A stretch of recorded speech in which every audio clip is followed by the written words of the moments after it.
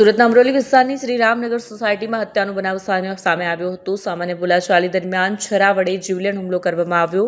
20 વર્ષીય મહેન્દ્રકુમાર રાજપૂતનું સારવાર દરમિયાન મોત થયું છે. આરોપી તરીકે શોએબ ઉર્ફે બગાડી ઉર્ફે અમન હજારિકા ધરપકડ કરાઈ છે. પોલીસ ઇન્સ્પેક્ટર જેબી વનાર અને ડીકે પટેલના નેતૃત્વમાં ટીમો બનાવાઈ આરોપીને દબોચી લેવામાં આવ્યો. અમરોલી રિંગ રોડ પાસેથી આરોપીને ઝડપી પાડવામાં આવ્યો છે. પોલીસ દ્વારા આગળની કાયદેસરની કાર્યવાહી હાથ ધરાઈ છે. તારીખ 29 અને 30 માર્ચ 2026ની રાત્રિના અરસામાં અમરોલી પોલીસ સ્ટેશન વિસ્તાર ખાતે આવેલ શ્રીરામનગર હાઉસિંગ ખાતે એક હત્યાની ઘટના બનેલ છે.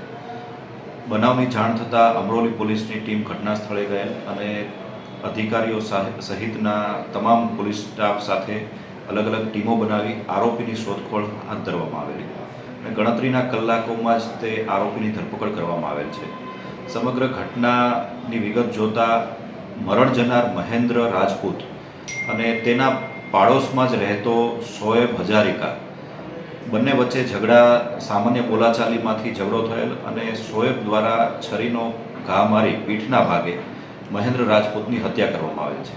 મહેન્દ્ર રાજપૂત મૂળભૂત રીતે ઉત્તર પ્રદેશનો વતની છે અને છેલ્લા એકાદ વર્ષથી શ્રીરામનગર હાઉસિંગ ખાતે રહે છે.